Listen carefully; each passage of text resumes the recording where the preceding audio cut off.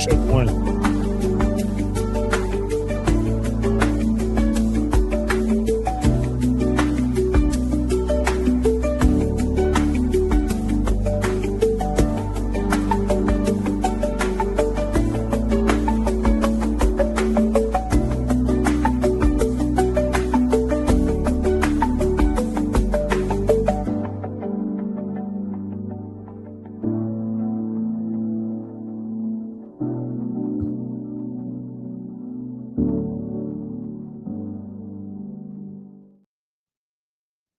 And we are live. What's good, y'all? From BLC.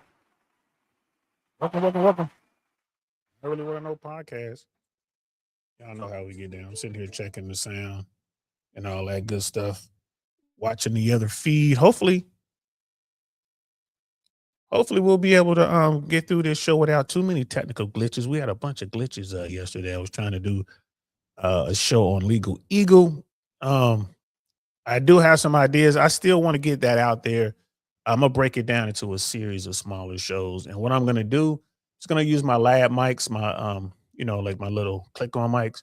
I'm gonna sit in the living room with the big screen, and I'm just gonna angle the camera so you can see the screen. Yeah, I know how I used to do it back in the day. I'm gonna try that because he's really breaking down some good stuff, man, especially in what's going on with that ICE murder.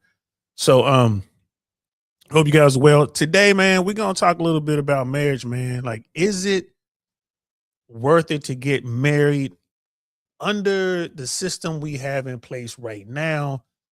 Is it time to consider marriage term limits? You know what I mean? Like, is it time to do that? And what do I mean by that? Well, we're about to get into it. And we are live. What's good, y'all? Welcome to the I Really Want to Know podcast, y'all.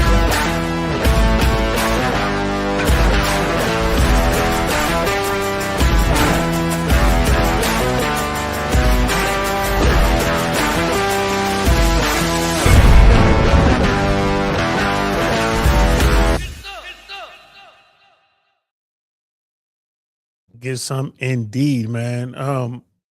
So you guys know I'm going on earlier, at least until summertime hits. Once when daughter's out for summer break, then I'll be back to going on in the evenings. But I'm gonna take advantage of switch my schedule around and go on kind of early.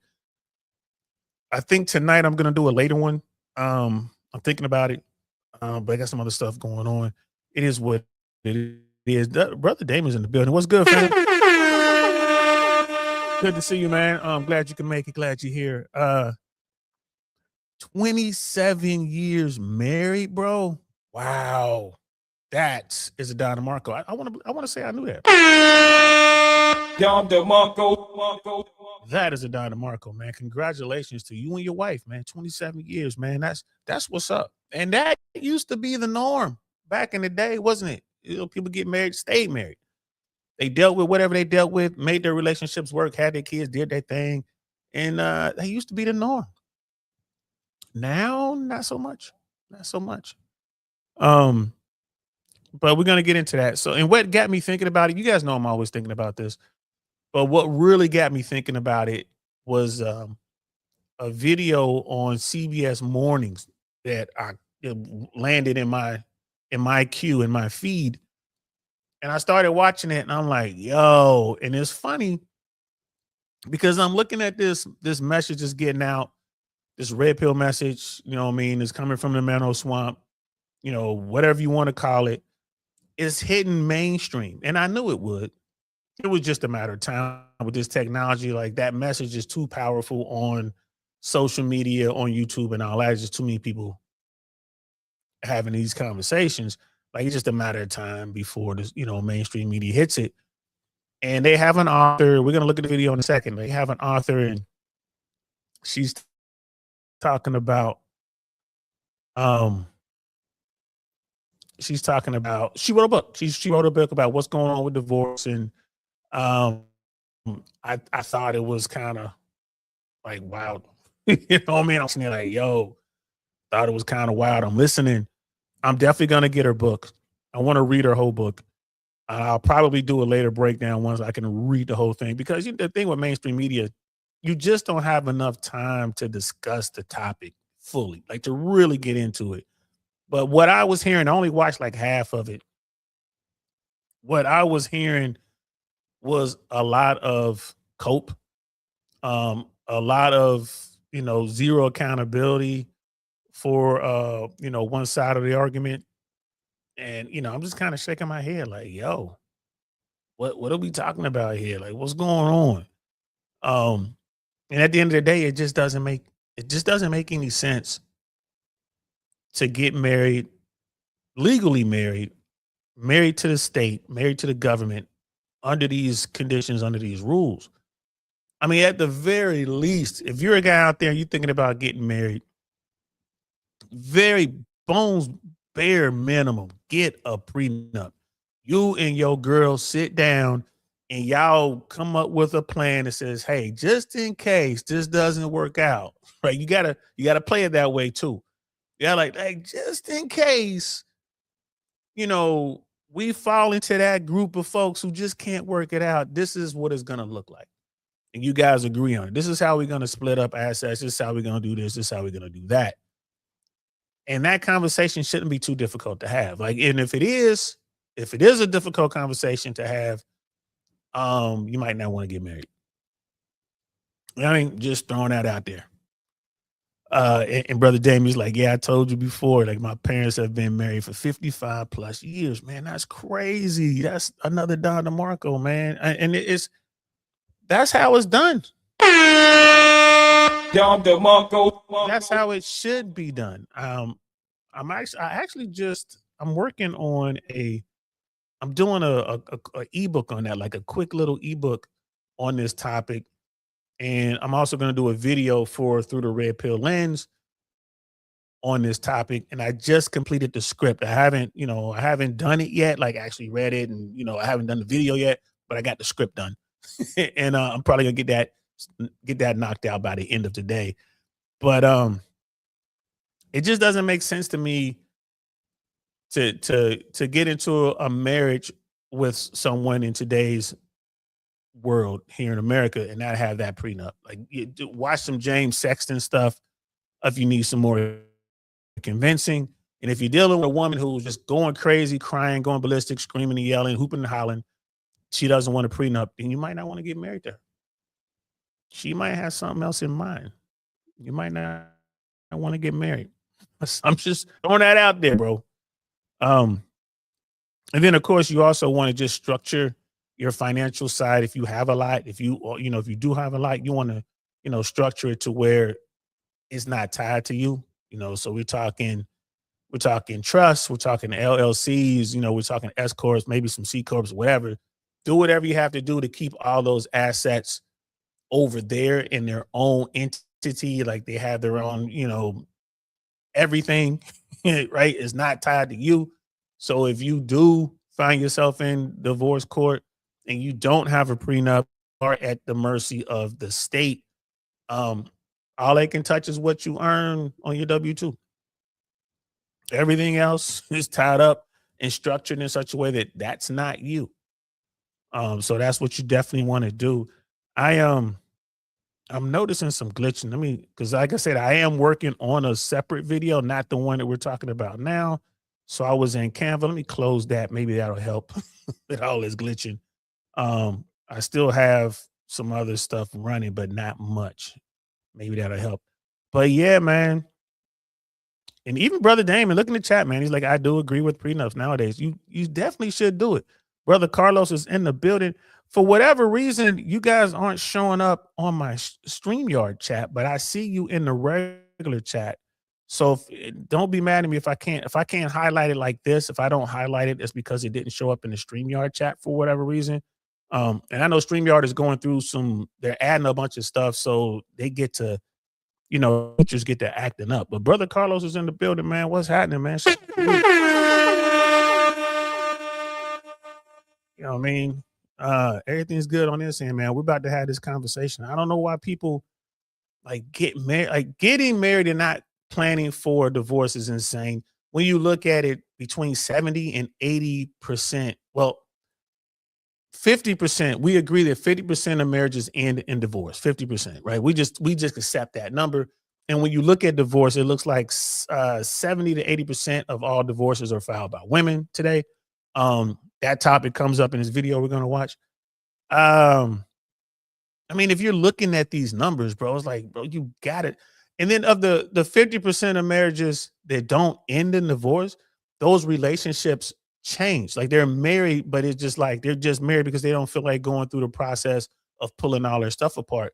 So they have separate homes, they're doing their thing, like they have what's going, they got their boyfriend or girlfriend over here, girlfriend, boyfriend over there, you know what I mean? I'm talking heterosexual, like the woman has her dudes and the guy has his girls, and they just stay married. Maybe they maybe they file taxes together or whatever. Maybe they have a big business. They just don't want to mess that up because it's doing really well. But as far as the marriage is over. They're not really married. They're just married in name only.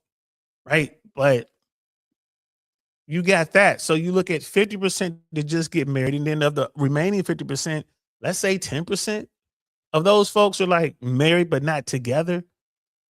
You know what I'm saying? So you got like 40% chance of being successful. Woo. Woo. Only 4 out of 10 people go the distance. So it's like Brother Damon and like 3 other couples, they made it. And then out of 10, and then the rest of them, like the other 6, bro, like didn't make it. Like it's crazy, bro. So it is, I mean, you have to take this stuff in consideration. And if you're a dude out there and you don't have nothing, you don't plan on having nothing, you're in your mama's basement, your grandma's basement, you meet some woman, now you're living in her house, but she's paying all the bills. She's bought the cars for the family, and she's, taking care of you. And she wants to get married to you, man, by all means do it. Figure out what you got to go figure out. Go pawn something and buy her a ring and get married to that woman, because you got nothing to lose. And if it doesn't work out, you got a lot to gain. But I tell dudes, like, don't go out there and try to, play this game. Don't try to run her pockets. I think that's wrong as a man, but there are dudes out there doing it. There are dudes out there doing that Tinder swindler thing. They don't care. They're making it happen. And I see a lot of glitching. I hope the audio isn't glitching bad.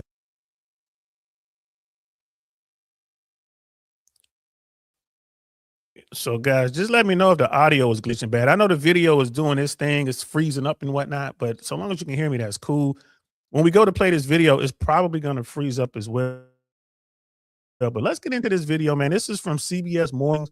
Why more were initiating divorce?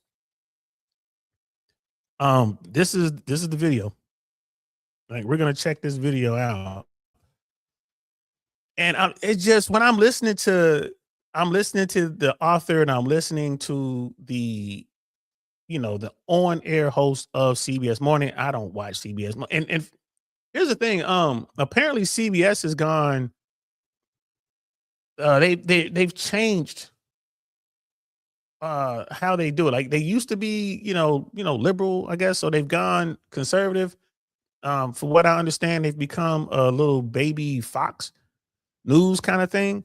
Cause kind of off the rails, right? So this is what I'm hearing. I don't watch CBS News, but people are talking about it. Just want to throw that out there. But let's check this out, guys. This is CBS News. This is their morning show. Why more women are initiating divorce. Let's check this out.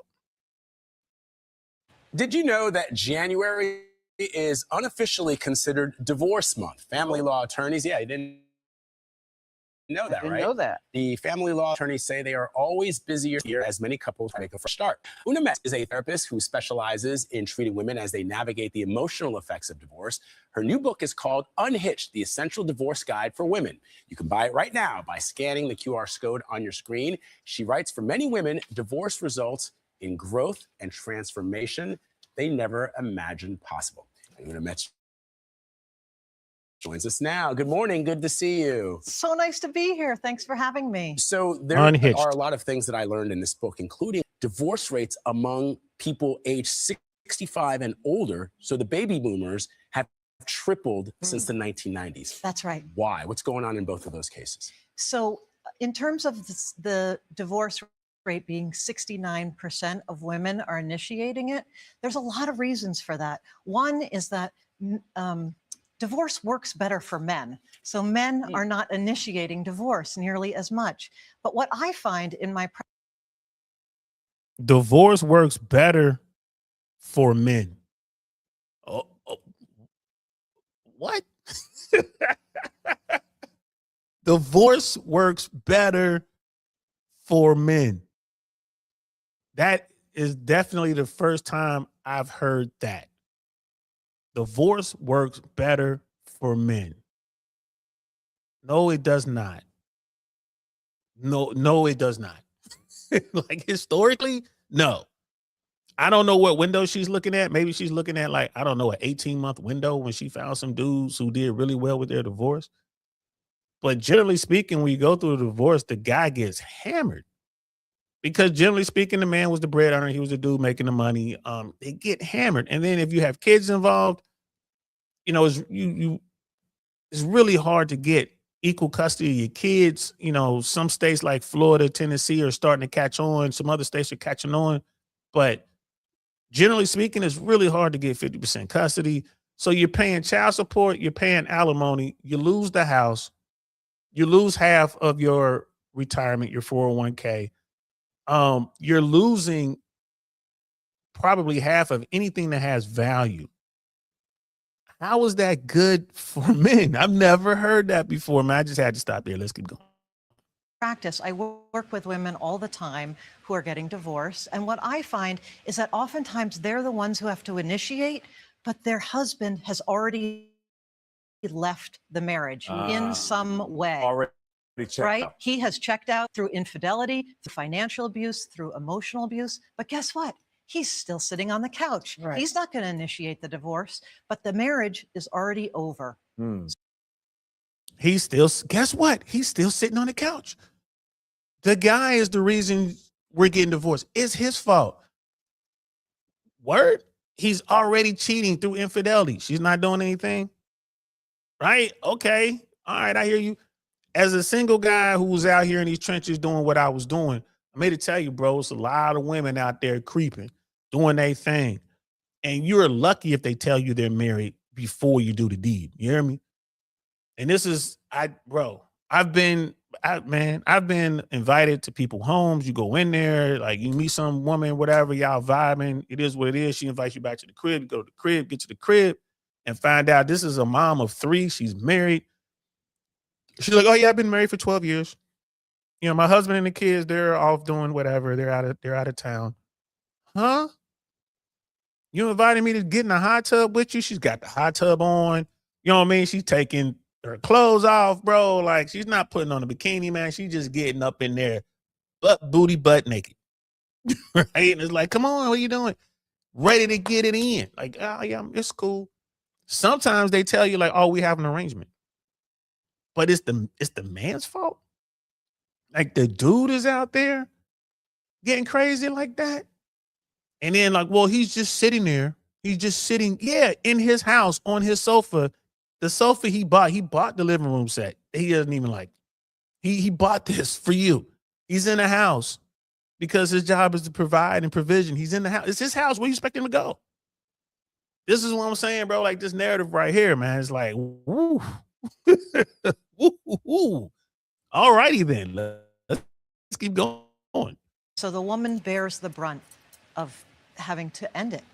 You asked about baby. Yeah, baby boomers. So it's tripled since the 1990s. In fact, boomers now are divorcing more than any other generation. That surprised me. 'Cause you think we've been together, so why would you?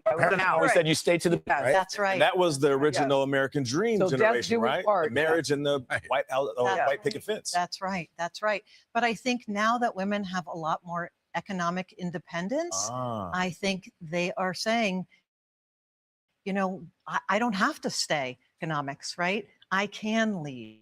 We're also living longer, too. Exactly. We're also living longer. living Yeah. longer. And when you're married for 30 years and you think, well, maybe I've got another 10 or 15 to go, maybe you can bear with it. But if you're married for 30 years and you think, oh my God, I've got another 30 to go, I don't think I There's can going to be take some it. changes around here. I agree with That's Vlad in terms of your book, Una, had so much good information. Oh, thank you. And I think, and you touch on all levels, telling the kids, when to tell the kids, how to tell the kids. Mhm. But you said most of us, we dream of getting married. We don't dream of getting divorced ever. Women grieve, men replace. So true. Mm. Income suffers for women, but in most cases, they're better psychologically and happier. That's right. But this is what struck me. Even That part right there, guys, did y'all peep that? Women grieve or whatever she said, and men replace. Yeah, and then they talk about the income is a problem for women, but we know that women are making more money these days, or as much money as men, depending on what group you're looking at. So women financially are doing something. But both men and women suffer. Once you split the income like that, both sides are gonna struggle. Right. And then it's like, well, the man won't file for divorce. So it's up to the woman to do it because it's already over and it's his fault. So by God, I'm going to go file for divorce. All right.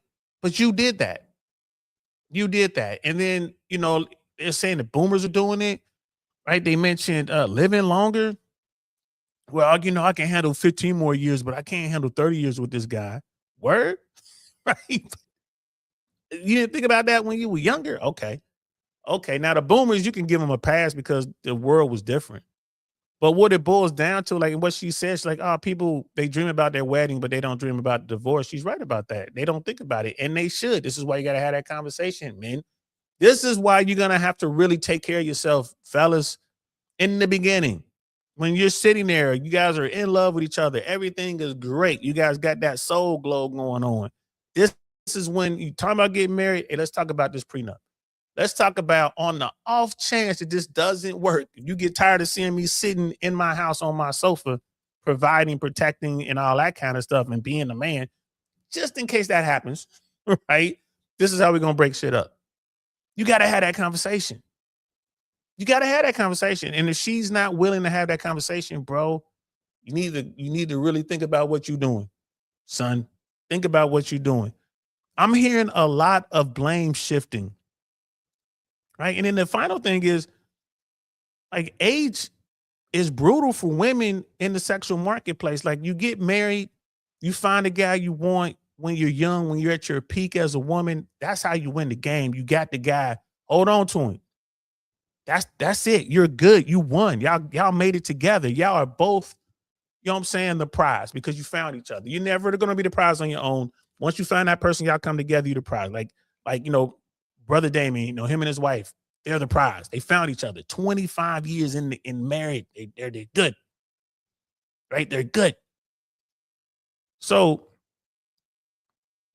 this is crazy. And fellas, I don't know why I'm not getting y'all comments back here on StreamYard, but I can see you in the chat. So I'm gonna switch screens here in a minute so I can read what y'all putting in there. But it doesn't behoove you to get divorced in your late 40s, early 50s or older, getting back into the dating market and think you're going to be successful. It's really tough out here.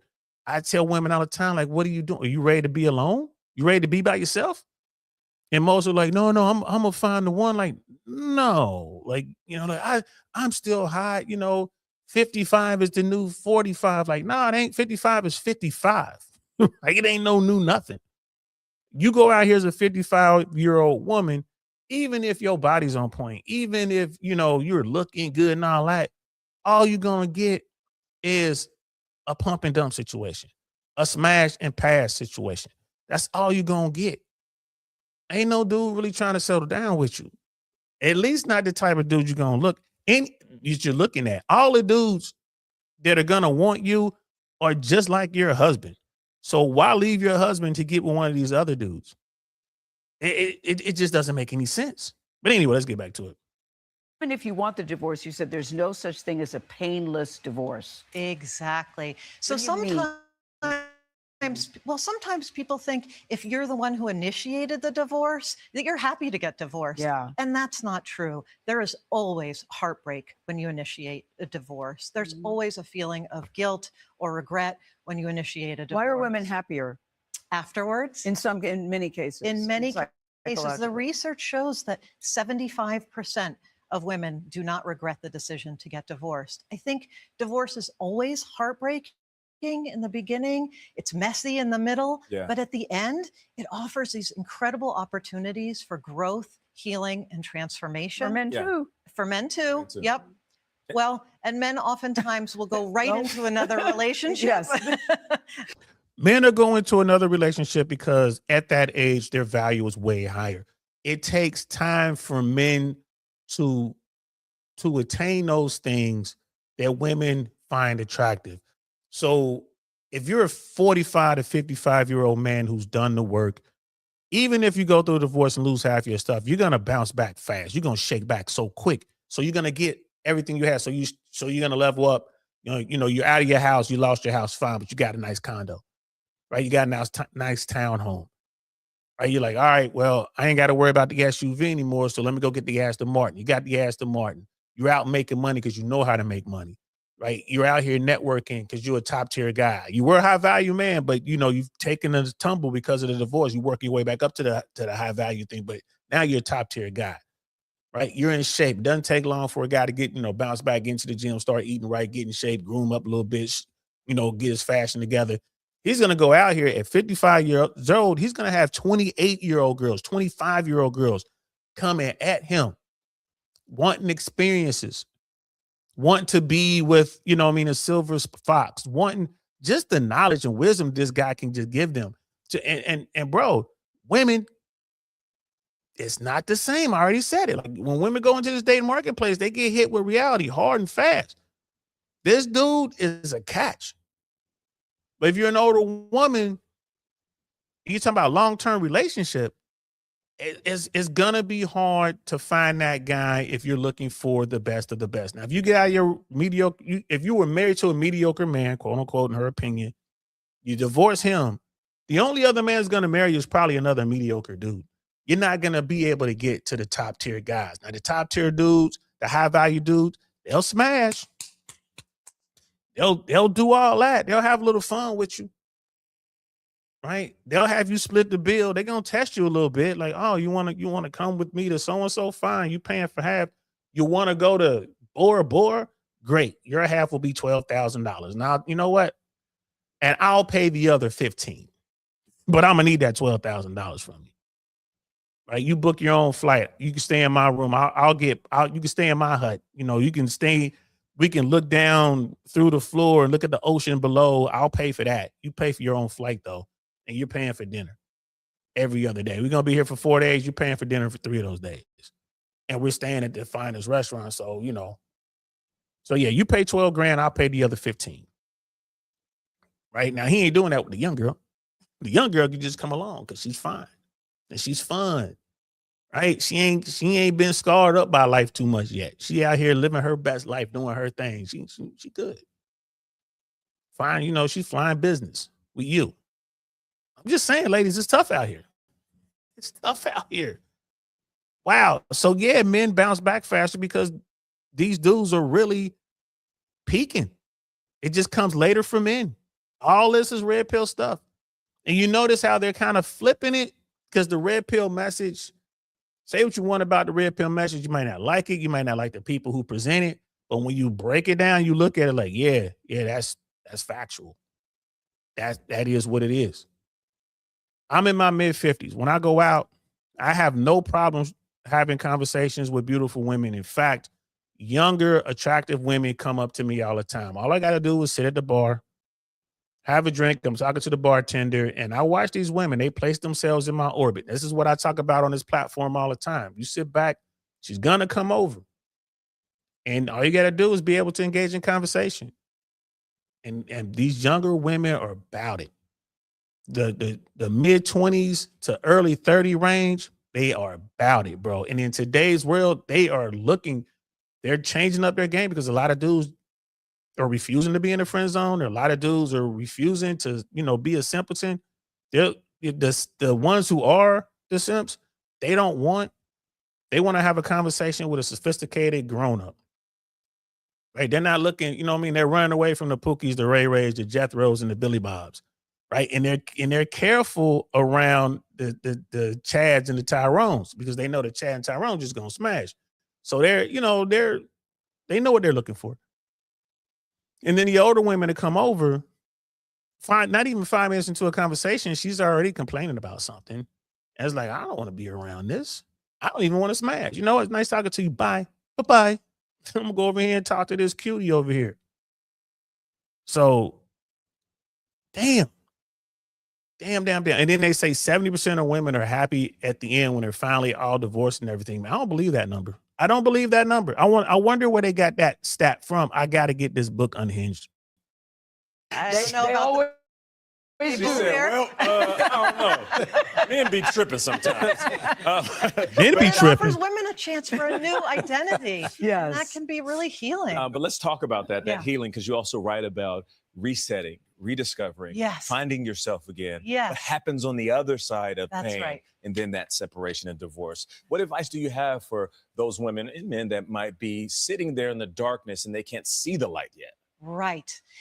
So I would say I have seen hundreds and hundreds of women through the divorce process, and most of them come out the other side and really feel so much better. And it's so hard to know that when you're Feelings. in the beginning, It's because the scary, beginning yeah. is scary and it's painful, and yet there is a transformation that happens. It is an evolution, and people will feel better at the And end. there's also that judgment that Yes. people feel, right? That's right. From outside of the home. Yeah, she Yes. said there's a similarity between grieving a death or grieving a divorce. Mm. That sometimes the feelings are the same, but I think it's so important what you say about children. Mhm. How and when to Yeah. tell the children. Yes. What is the best way to do that? And sometimes when, you know, there's a separation, you say to the kids, you know, I'm going to miss you this weekend. Don't say that. Say, I look forward to That's I right. look forward to your return.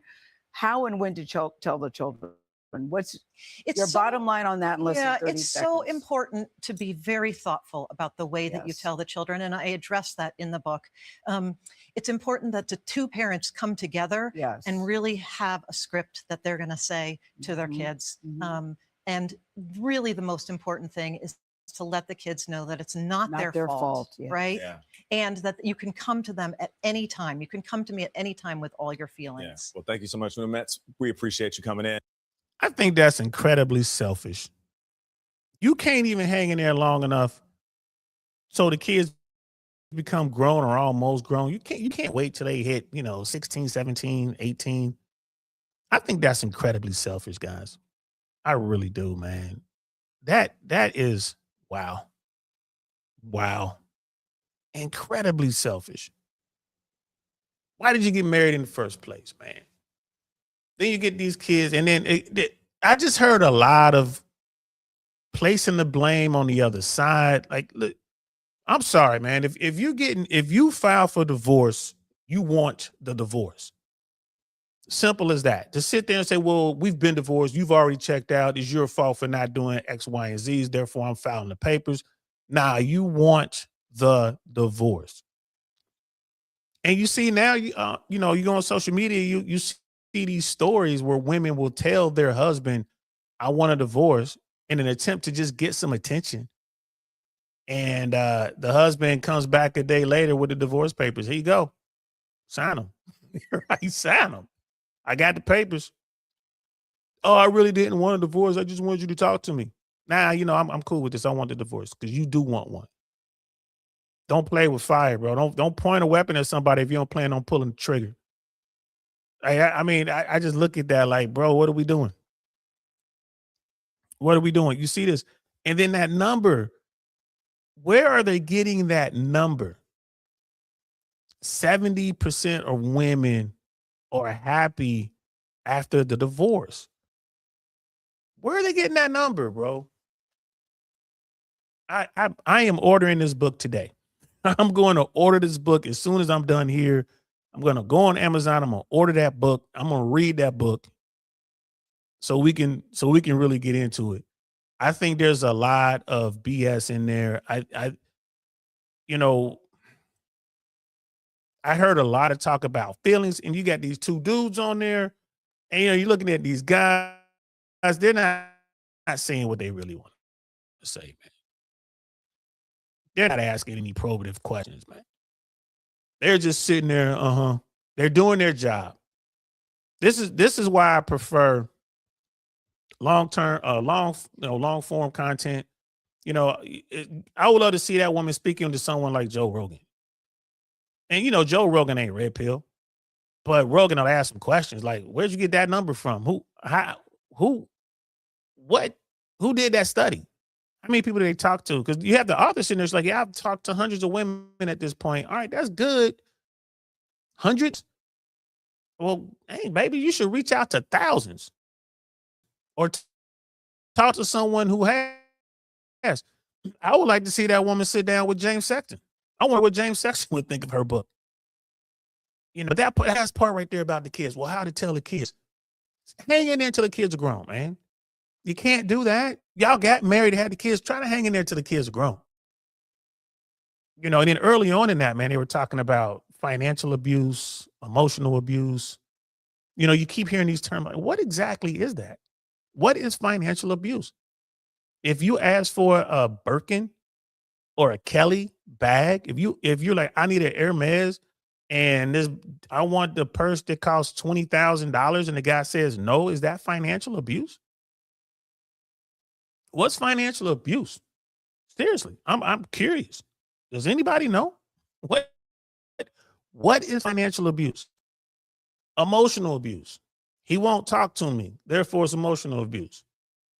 Well, why isn't he talking to you? Because you hold out maybe intimacy for compliance? Could that be a thing? So is that abuse? Is that an abusive tactic to use towards your husband? I'm not going to give you any intimacy until you give me that Birkin bag. I'm not going to talk to you until you agree to take me, you know, to Paris. Right? And I'm going to get the kids to get mad at you. I'm going to tell the kids it's daddy's fault that we're not going to Disney or something like that. It just seems so one-sided to me. Just sitting there listening to him, it just seems so one-sided. And real talk, man, what is financial abuse? I need to look that up. Give me a second, guys. Let me ask Google what financial abuse is. Because I want to know. Here it is. What is financial abuse? And this is just quick. Refusing to work or contribute to the family income. That's what financial abuse is? Withholding funds for the victim or children to obtain basic needs such as food and medicine, hiding assets, stealing the victim's identity, property, or inheritance, forcing the victim to work in the family business without pay. Let me give 5 examples of is that financial abuse? Again, I'm just asking Google. What are 5 examples of financial abuse? And this is AI overview. Financial abuse involves controlling someone's access to money, making them dependent, and undermining their economic security. With examples including withholding funds, slant necessities, sabotaging employment, controlling all bank accounts, slant spending, forcing debt in their name, and restricting access to credit or education, all to gain power and maintain control in relationships. Is that what she meant when she said financial abuse? Controlling all finances. This is just an AI search. Financial abuse, controlling all finances. The abuser controls all bank accounts, credit cards, and household funds, giving the victim a small allowance or nothing at all, while demanding detailed explanations for every purchase. That's financial abuse? Or is that someone who is just good at controlling the family treasure?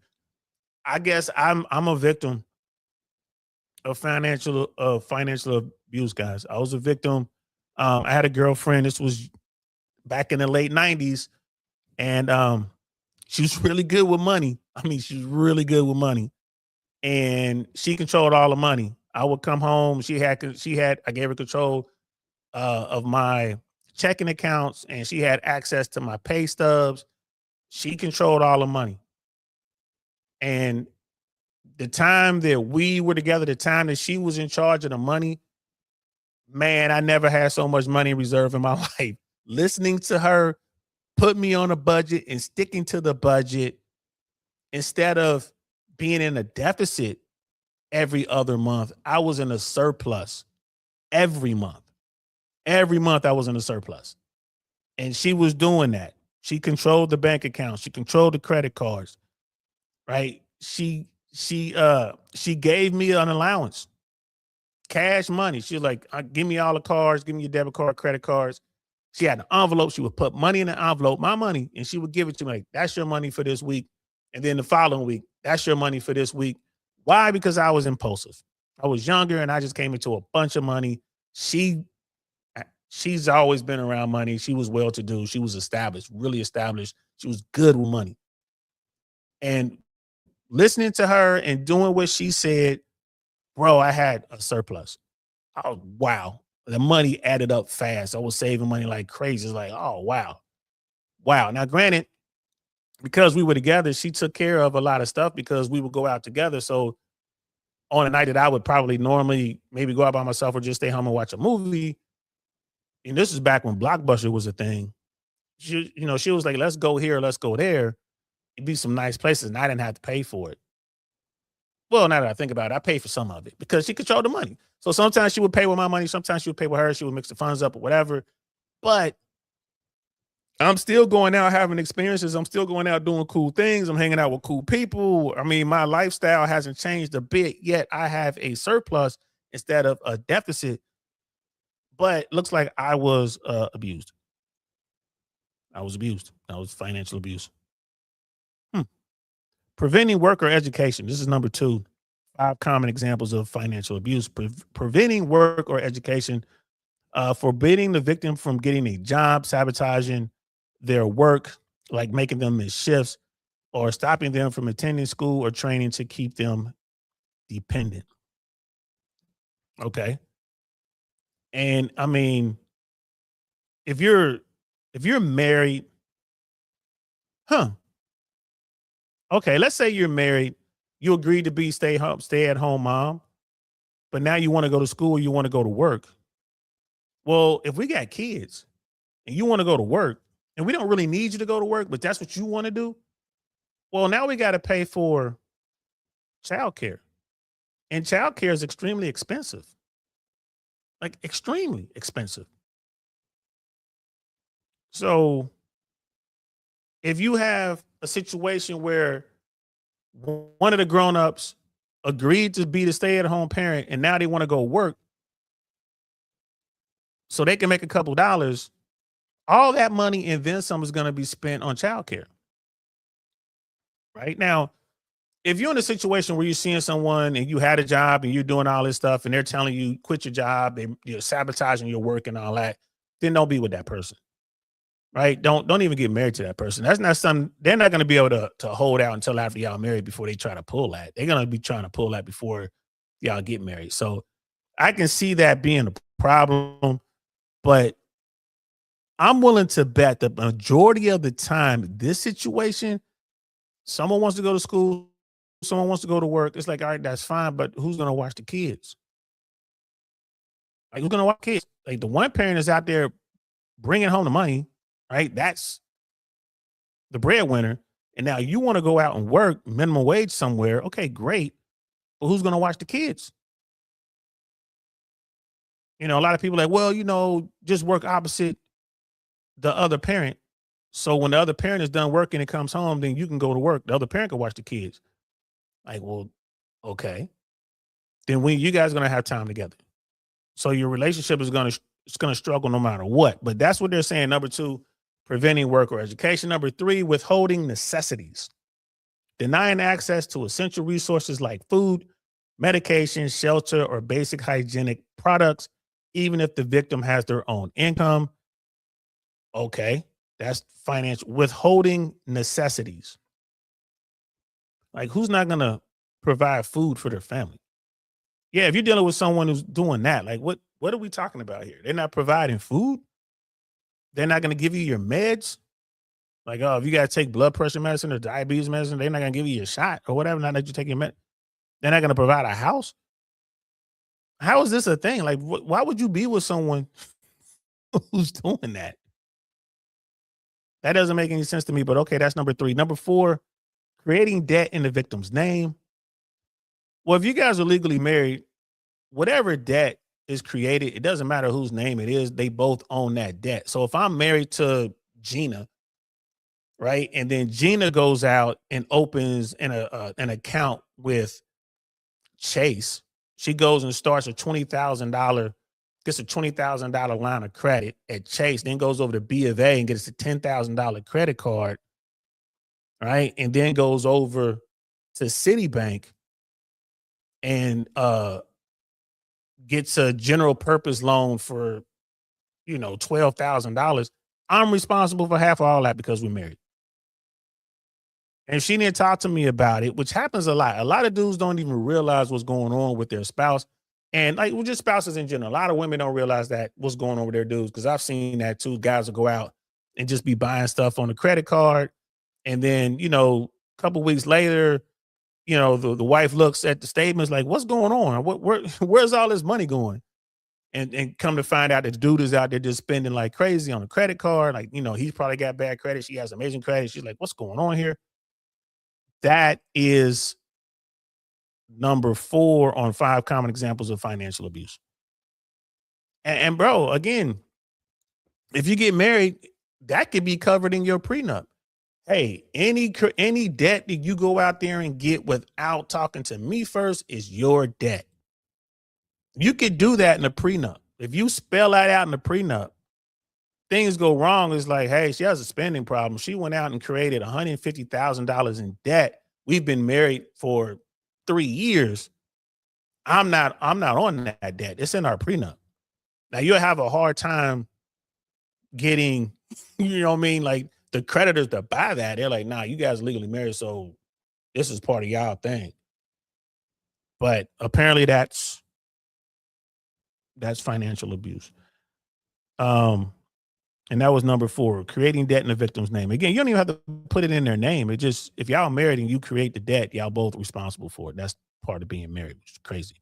And number 5, stealing or hiding assets, taking the victim's money, property, or paychecks, or hiding material assets and debt from them, often to prevent equitable division in a divorce or to keep them trapped, which is, it's funny. I'm reading this and it's like taking the victim's money, property, or paychecks. I'm like, oh man, that's bad. I mean, that's theft, right? That's you robbing them. But then it goes on and it talks about hiding your stuff. I'm like, oh, so if you have money, property, assets structured a certain way that was structured before y'all got married, they're going to say that that's financial abuse. It's financial abuse. He kept his stuff that he had before we got married away from me. That's financial abuse, Your Honor. I need to get half of that too. He has 5 multifamily properties. It's like 20 plus doors. He has a vintage car collection. He has, a gold coin collection. He had all that before he met me, before we got married, Your Honor, but he has it. I should get half of it. Well, did he commingle any of those resources or finances or anything like that? No, Your Honor, they didn't commingle. He kept that separate. But Your Honor, that's financial abuse. This is crazy. I'm telling y'all, man, don't get married. Don't get married. We got Tyrone in the building. What's good, fam? How you feeling? Good to see you. Hey, man, there's something wrong with my StreamYard today. For whatever reason, I can't see the chats in my StreamYard, but I can see them here. So I appreciate you, man. Tyrone, like, DL, do you know the guys Trump won't obey the marriage term limits? You guys like Trump won't obey the marriage term limits? Yeah, they use that through their lawyers help them. What someone like Trump does, he just tries to run out the clock with his money. He'll just try to run you dry. And that's why, when you go into court, when you file your papers, they'll ask right away that the spouse have to pay half the legal expenses or all the legal expenses, because they have so much money or whatever. But it's crazy. Casual Germs in the building as well. What's good? And again, just so y'all know, I can't normally I can see everybody in the chat. I see the chats in my StreamYard feed back, my StreamYard studio, but for whatever reason, it's not linking. So I gotta just read them off the screen here. And I can't highlight them. So like the first chat came through. Brother Damus, that one right there I just put up, his chat came through and then I responded to it. That chat came through, but then no other chats have come through since. So it's not me tripping, guys. I just want to let y'all know. But yeah, man, hiding assets is financial abuse. I'm tripping on that. The financial abuse thing, I didn't know. I would love to see the case law on that. I'm gonna have to look that up. And then Brother Tyrone was talking about he's going to force that woman to renew his marriage at least once or twice. Talking about Trump still. It is what it is. Financial abuse is the most liberal soy boy term of all time. I mean, bro, the conservative women are using it too. If you want to argue that the liberals created it, bro, the conservatives, bro, they running with it too, man. If financial abuse exists, it would be the wives abusing their oafy-dofy husbands. Facts. And it's your day off, man. I was like, yeah, I'm chilling today, man. Like, my daughter's mother is having a child. This is my daughter's mom's second child in the relationship she's with now. So my daughter has 2 siblings with her mom over there, which is cool. But anyway, her mom has to go in. I think they're going to induce or do something like, so someone has to watch the toddler that's already home. So, my little girl came up with a plan. She was like, all right, she's working it out. I'm really proud of my daughter because we've really been working on her making plans, and she came up with a great plan. She took all of the variables into account. When she presented it to me, it made sense. I'm like, okay. And she's like, well, look, on Friday, I'm gonna go to school. Can you come get me early because I have to go to my mom's because this is what's going on. She broke it all down, and she knew I wouldn't like the idea that she's going to miss school. I don't like her missing school. She knows that.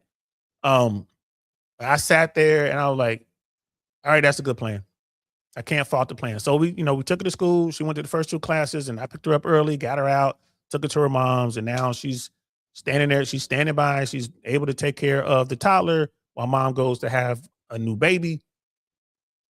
And it's like, all right, cool. So I'm so proud of my little girl. She planned it out. She planned it all out on her own. She didn't need any help. A lot of times she'll come to me and ask me help, and I kind of walk her through it. She did it all on her own. This is a pretty big mission. So I'm proud of her, man. Don DeMarco to my little girl. She ain't so little anymore. My baby girl. Don DeMarco. My baby girl ain't a baby no more, man. She's about to be 17, man. Her birthday's coming up a couple of days. She's about to be 17, man. Wow. It goes fast, guys. It really does. You hear that over and over again. It goes fast. But anyway, I'm so happy for my daughter. She's doing her thing, being a responsible big sister, taking care of business. She's doing her thing. Let me catch up with the chats real quick. I make less money than a lot of women I date. I gotta protect their assets. They gotta protect their assets from me. I tell dudes all the time, I'm like, look, man, go out there and get your women, go after women who are beautiful and who have what they have. And if they're messing with you, bro, it's not for your money. You know that because they got more than you, and just enjoy the ride. Now, is she going to want to commit to you? Probably not.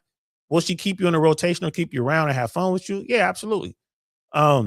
It's just hypergamy is going to do what hypergamy does. Now, there's a lot of women out there who will be like, you know what? I'm happy, and happiness means more to me than the money or whatever. I don't care that you make less than me. I don't care that you're not trying to make more than me. I just want to be with you. Those women do exist. And when you find one like that, cool, man, just have your relationship. And you don't have to really worry, especially if you get married. You don't have to worry if it doesn't work out. Like, okay, 6 years in, 5 years in, she decides, I want to divorce you. All right, fine. And just tell her, hey, play nice and I'll sign whatever and we're good. I'm not trying to take anything from you, but if you come at me sideways, if you come at me, all crooked trying to get over, then I'm going to take half your shit. Period. And you're going to pay for both lawyers And you know I got one of the best lawyers in town. So simple as that. That's how it's done. Find you a woman who makes more than you. And yo, Tyrone, if you're dealing with a woman right now who's making a ton of money and she's like well into the 6 figures and she's kicking it with you, yeah, bro, go ahead and be with her. Like, go ahead and be with her. What'd you say, bro? Educated Pookie's got to get that bread. She better have a good lawyer. Bro, you wild. Financial abuse is the most loyal. Oh, yeah, we read that already. So yeah, man, audio is clear. Thank you. Life of Cash in the building. What's good, fam? I need to hit you up, bro. I got some. Uh-oh, got the wrong button. I got some info for you. I will hit you up, bro. And I'm sorry for getting at y'all late, man. But like I said, I'm having technical difficulties on my end. I can't see the chats in my studio on StreamYard. But Life of Cash, man, I'm gonna hit you up, bro. If not tonight, definitely tomorrow. I'm gonna hit you up on Insta. We got to talk. But good to see you though, bro. So yeah, man, it's bro. It's like see, DLU left StreamYard and you re-enter. You might, yeah. I don't want to do that because if I leave StreamYard, it might mess up.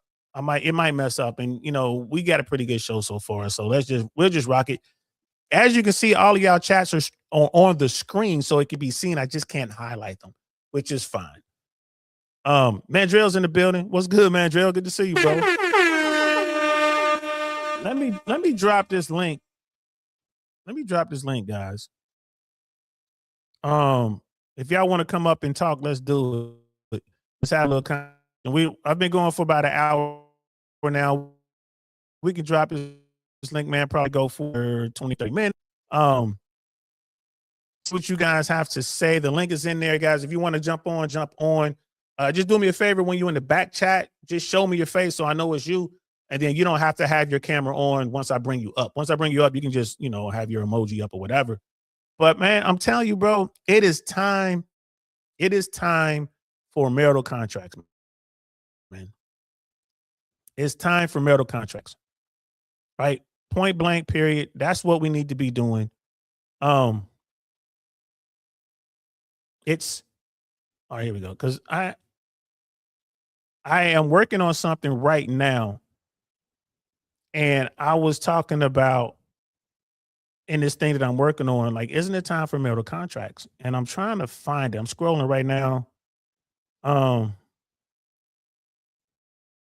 This is the wrong one. I think that we should get married.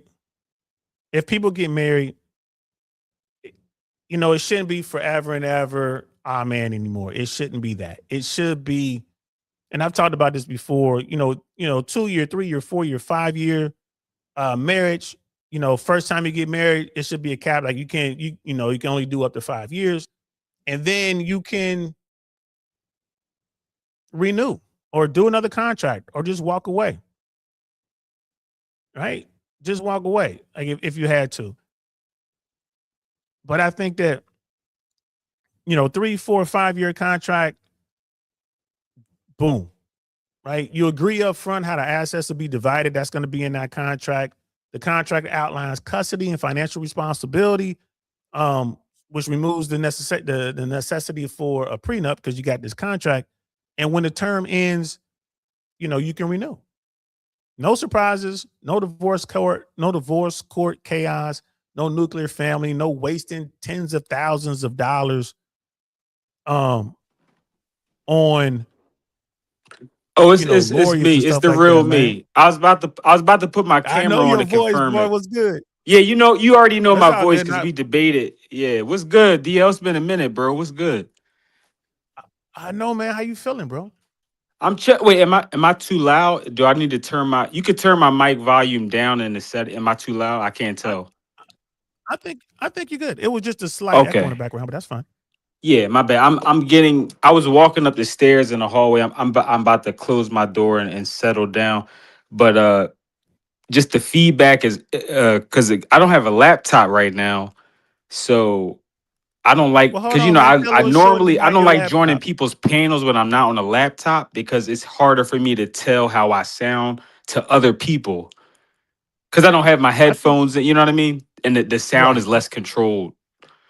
I think you're good on the sound, man. But once you have a little Yeah. shorty get you a laptop, bro, that's why you got that. That's why you got that Oh little no, shorty. I was speaking from past experience because I've dealt with because I dibbled and dabbled, and again, people could say I'm a doomer and this and that, but I mean, I got my little experience in or whatever. But I don't take the sugar mama stuff. I don't take it too seriously. It's just something that kind of randomly I stumbled in because I don't remember in our debate on Torsha's channel. I don't remember I may have used it as an example, but I dated a chick. She's actually younger than me, right? But like I think I was like maybe 34 at the time, and she was like 30, and she was like a crypto sugar mama. Like not just crypto, but Whoa. she was one of those like day trader people. And and mind you, I didn't just go off of her word. When we were chilling, she showed me her accounts. Like she showed me two of her accounts. One was one of those I don't know if it was Robin Hood or something, but she had like 12K in that. And then another it was like either a crypto one, but she had a mixture of investments. It was like a little, she did like crypto, she did shorts and options and day trading, and then she did some long-term stuff. But long story short, later on, because again, I didn't take that her offer because she was offering me 4,000 a month to basically be a part-time stay-at-home dad. And I was like, I mean, that's good money, 4,000 a month just to watch her kid for like 2 days a week. And just because at the time I was working from home. So because I work in an office now, but at the time, years ago, I used to work from home. I had a real good corporate job working from home. So she was like, Stefan, you could, take your laptop, work from home, do what you're doing, keep your corporate job, and then I'll pay you 4K a month. Obviously I would have been a boyfriend too, whatever. I was talking to her. But at the time, it just didn't really make sense because I liked her as a friend or as a friend with benefits, but I didn't see her as a wife. Now, if you take a sugar mama that I actually like as a girlfriend, like personality wise, and she gave me the same offer, I would have said yes. Cause I'd be like, yeah, I wanted to date you anyway. So yeah, you're giving me the Bro. 4K. That's a bonus. I was gonna ask you to be my girlfriend in a month or two anyway. Who cares? Whatever. But some Bro. random sugar mama chick, Bro. I'm not gonna change our relationship just for money. You see what I'm saying? I kept it casual. But I'm just saying, DL, I tell guys all the time, I'm never gonna scold the guy or call you feminine or not masculine or not a real man just because you chose to wife a girl that makes more money. Because a lot of dudes, a lot of unks and old heads, I see them wifing up women and being the sole provider, paying for everything, and they get cheated on the most. And their women are doing whatever they want, not treating them good, making fun of them on TikTok and making just belittling them on social media or uploading story times about them. Oh yeah, my man, he's a good guy. He pays for everything, but he's boring or he does like it's like these provider dudes, they think being a masculine provider and having all the money is the end all be all of masculinity. And we can already see that doesn't hold true in reality. Whether you look at celebrity men or regular men, it doesn't even matter. Because people want to bring up Tom Brady, but they always gloss over the fact that for the majority of their marriage, if not the whole time, maybe recently Tom, his net worth is higher than hers, but for the majority of their marriage, she made more money than him. Like for the majority of their marriage, when he took those pay cuts in his contracts, the reason he could do that was his net worth was between 300 and 400 million. And Giselle's net worth when they were younger was between 400 and 500 million, her net worth. So literally, I never got why they compare Russell Wilson to Tom Brady or other quarterbacks. Those quarterbacks can't afford to take pay cuts because they're not dating a woman or married to a woman who's worth $500 million. So they're glossing over that. Tom Brady wasn't dating some regular model who's worth 20 million. He was dating arguably the most well-paid female international model of all time. Like Yeah, literally, yeah. she So you only women like you co- Rihanna and Beyonce and Oprah have more money than Giselle Bundchen. Giselle's one of the wealthiest women of all time. But go ahead. I didn't mean to go on a no, rant. I'm absolutely. just saying Like, I'm in the yeah, because football you covered DL, a so lot I there. did my research on this. Yeah, you covered a lot Yeah, there. So yeah, back to the yeah. beginning. Like you got Oh, go you ahead. My got bad. the like so back to the beginning. Like you have this woman who's doing all right. You know what I'm saying? And like you're doing okay. You like you said, you got her in your rotation. You just smashing like it's cool. You call her friends with benefits. I just say she's in your rotation, right? That's just Yeah. one of the chicks. She might have been the only one, but I'm pretty sure she's a part of a rotation because you weren't trying to lock her Oh, I'll down. be chill. So she's in the rotation. DL, you know me. I talk to one or two chicks at a time. Nothing crazy. I'm lazy. But that's Yeah, still I a don't. I'm rotation. not no It might be a player. I'm not no rotation of player. two. I'm a regular dude. So Well, but that's still a yeah, rotation of two. Then it's yeah, still a yeah, rotation. yeah, You yeah, understand that yeah, most dudes ain't even got that, right? And most yeah, dudes ain't even yeah. I got feel that. you. So yeah, so it's like, all right, cool. You know what you're doing. You got this woman. She's obviously into you, right? So a lot of the red pill guys, they say, man, you want to get a woman that's into you more than you're into them. So she's more into you, and she's willing to drop bread because I think the reason she was asking you to stay in the crib, help her with her, be like the stay home dad kind of thing and pay you money for it is because she knew you would just smash it. You weren't into it. She knew it. And this was her way of drawing you in to her world. Like, if I can get him in here, now he's like gonna, get attached to the young one.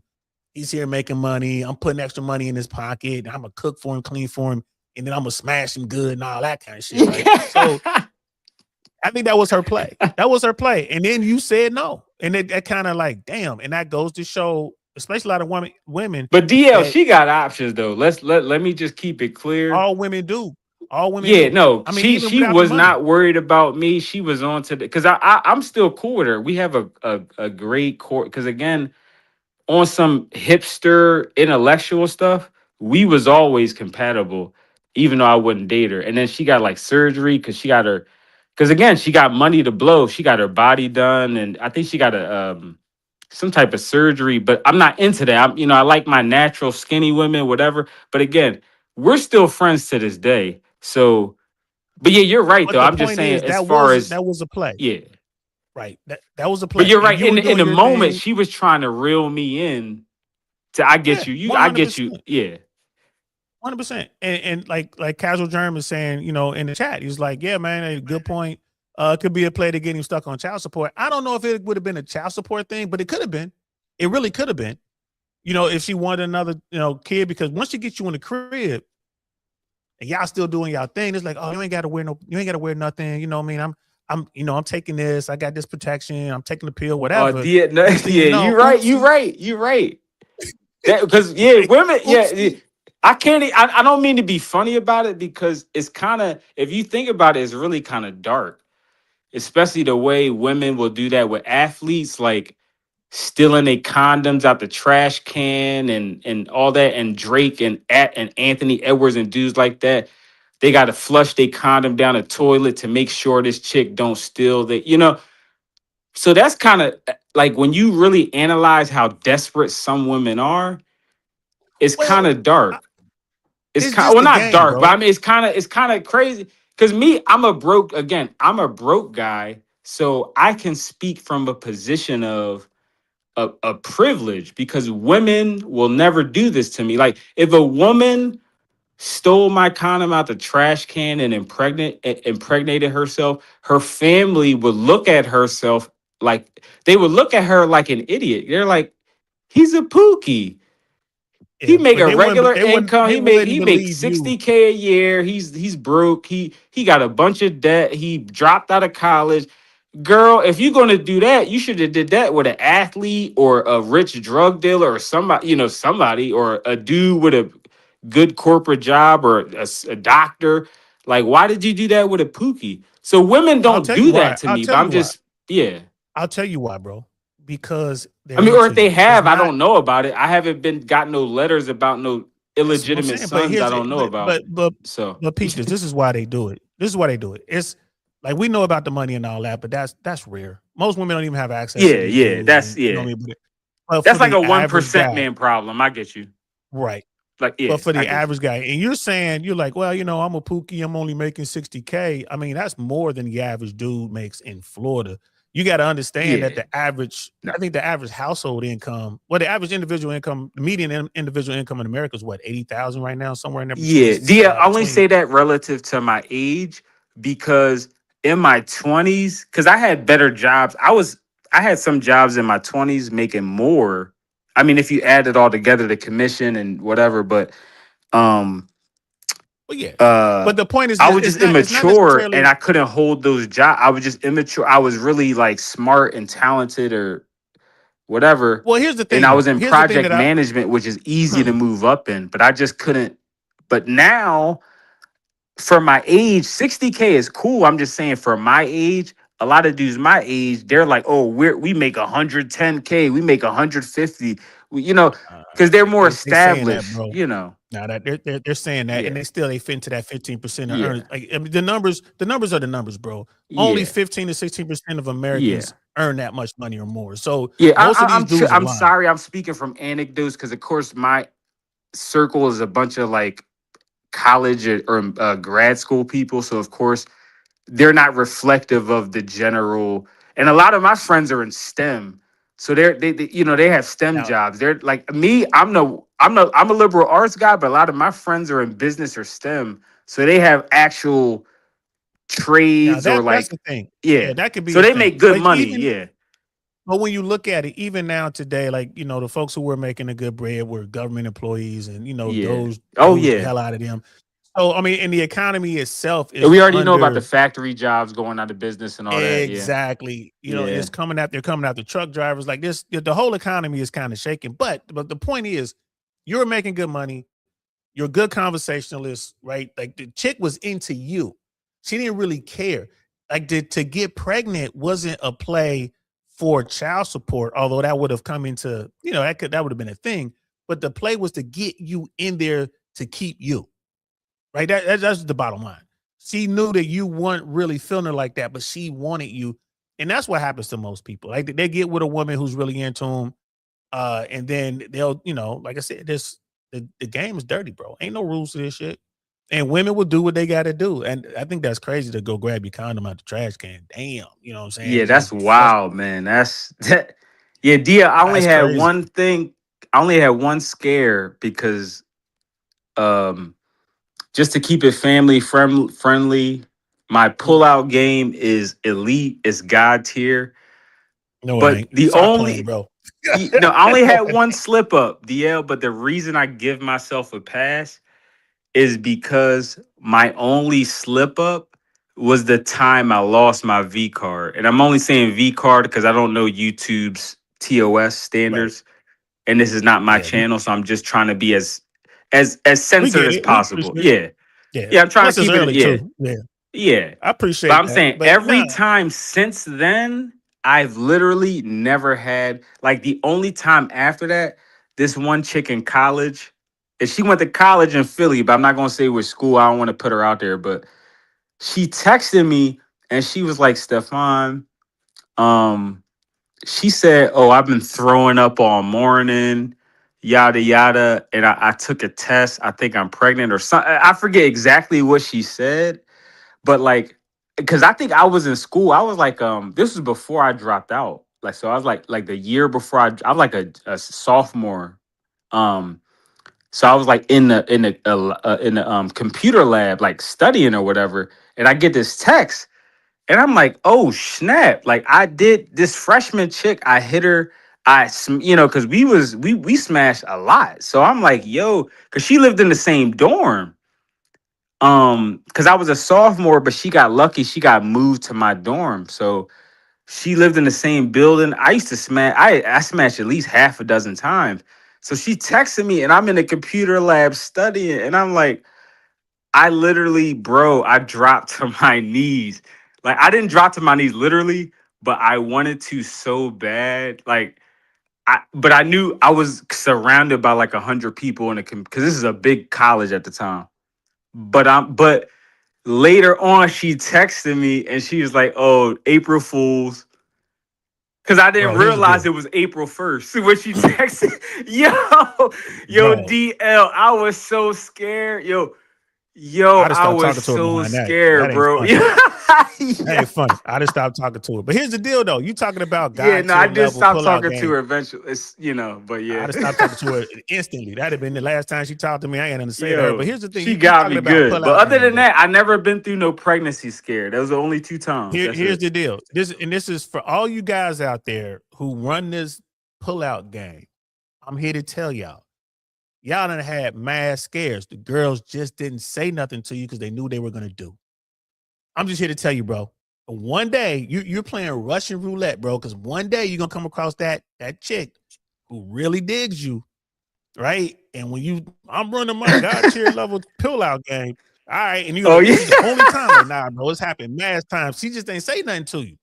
You know what I mean? She like, I'm gonna go take care of this. Done. It's done. I ain't saying nothing to her. Because in her mind, she's like, dude, he might actually want to have a baby. And I don't feel like going through that. I'm just gonna go take care of this and it's done. So just understand that. Anybody out here listening, you young guys out here running talking about this pullout game. Ain't no such thing as God tier pullout game. Y'all shooting up the club, bro. Y'all in there getting some for sure. Like this. Get some. Get some. Y'all doing it. Right? And y'all hitting the mark. And then they're just taking care of it. They're just going and taking care of it. Because a lot of women, dude, they're in serious relationships. Like you're their side piece. They ain't trying to go back to their man. They be like, oh, I'm pregnant. Yeah, you know what I mean? So that's just something to throw out there for You might be a you bench youngins out player. there. You not even you like their fourth option. Bro. Because some women Man, really because if you think in this deal, I'm not even basing this on the YouTube horror stories about women. I'm just basing this on because again, I had a good amount of girlfriends. I wasn't like in my 20s, I like from 18 to now, I probably had like 6 or 7 like long-term girlfriends. And a lot of that was in my 20s. So like when I could have been single, I was chilling. But I got so much reconnaissance. Like being a chick's boyfriend surrounded by women would just gossip and tell me everything. And I guess part of it was because I was a nerd. So they thought, oh, you're my girlfriend's boyfriend, but you're not in the same social circle. They're not aware like nerdy dudes like me are still friends with Chad and Tyrone and Pookie. They're thinking, oh, Stefan, you're a good guy. We could gossip in front of you. We could talk about the size of dudes' D's or who's cheating on who, and you won't tell anybody. They're not realizing I'm friends. Like a lot of my roommates were Tyrones and Chads and Brads and whoever, athletes. Like I've told all these story times before, but women don't know that. So I got so much intel not from being single and dating different women, but when I was just smashing a girl or I had a long-term girlfriend, her friends, or even if I was just talking to one chick and she wasn't my girl, but that was like the main chick I'm chilling with, every time I'm chilling with them, I'm smoking her friends up, or I'm chilling with them and they're telling me, oh, Stefan, your roommate's cute. Can you hook us up? But in the meantime, they're gossiping about all their boyfriends and all the guys on campus who they like, or the sugar daddies or whoever it may be, the pookies that they're dating or smashing, XYZ. So I just gained so much. So DL, all the stuff you say is true. Like when you talking I'm old. about, like, yeah, it is true. Like I I'm can old. verify. It's Like I wisdom. mean, yeah. That's why It's when you wisdom, man. talk, Like I listen. But yeah, go I ahead. appreciate that, man. Because Yeah. here's the deal. Like if you're a young guy, right, your average looks are better. You're not obese, and you know how to hold a conversation, and you're in a college, like a D1 school. Oh yeah. Bro, if you're not smashing, you an outcast for sure. Like Yeah. and Oh, even facts. right, and you got to see it. Like when they Yeah. talk about women wanting a certain type of dude, they want the best dude, and it's not even about money because these are still girls. They don't really care about the money like that. They're, you know what I mean? They're just, they Yeah. want to be entertained. They want to feel comfortable. Like the reason your game worked, and we'll call it nerdy game, like you got that nerd game, but you win there, Yeah. you handle your business, and you know what you're doing. You just sitting back waiting. It's you know, like as soon as the room clear out, you know there's Shawanda over there is gonna make an excuse to stay, and you know what Yeah. that means, right? That's how And black DL, men you are know, sitting here waiting. yo, you funny. You speaking facts, but you know I will, because I think when we debated on Torture's channel, we was talking about some example of me walking in a party and talking to like a 6 out of 10 woman and an 8 out of 10, and how I would come at them or something. And you were like, "Oh, that's good guy game" or something. I forget, but that is facts. But you know what I will say? It's a cheat code. And this is why I don't like comparing myself to other people, because being a quote unquote educated pookie, it's a very kind of random, nuanced perspective. It's like, oh, I'm nerdy, but I just happen to grow up in a super hood city and, going through certain traumas when I was younger or whatever, but I'm really intelligent. Like, and a lot of nerds from Philly or like inner cities can relate to this. But I don't like mapping that onto the general male experience or even just the black man experience, because there's too many nuances. You got black hipsters, you got nerds, you got educated lames, you got uneducated lames, you got nerds that are cool, nerds that are hood, nerds that aren't hood. You got pookies, you got Tyrones that are from the suburbs, you got hood Tyrone, you got blue collar hardworking men, you got there's so many. I could go down the list. You got black comedians, you got black smooth guys, you got good public speakers, you got politicians like Obama, you got black guys who like to get their hands dirty or be mechanics or work construction. Like, I don't like mapping my anecdotal experience on a black man or any man in general, just as a principle, because that's not acknowledging the nuance of men as a whole. Because I think DL Saint, the guy, that lawyer, that divorce lawyer you had on in that short you uploaded, when he was saying he grew up in the 80s and there was only Richard Simmons or Arnold Schwarzenegger or whatever, or Steven Seagal or whatever. Clint Eastwood. Yeah, Clint Eastwood. And the majority of men fit somewhere in the middle on that spectrum, and they have a bunch of nuances, and depending on the situation.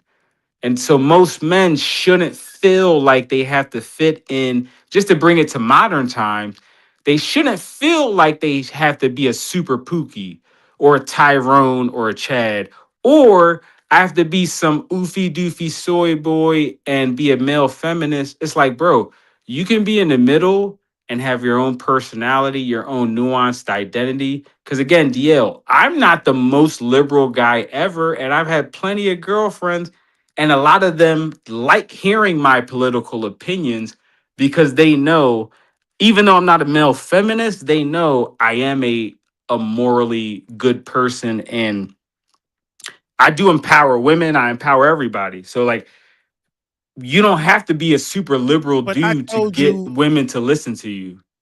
You know what I mean? but I Like, or told you when we go had ahead, my bad. I went a little bit off topic. I'm sorry. no, you're good. But whenever we But yeah. talk, right? And I'm always like, bro, you got game. You're like, no, I don't have game. And you go out, then you go off on your rants, and I have to bring you back. Bro, Yeah. your game is this. Your game is this. Like I tell dudes all the time, you got to be good at something.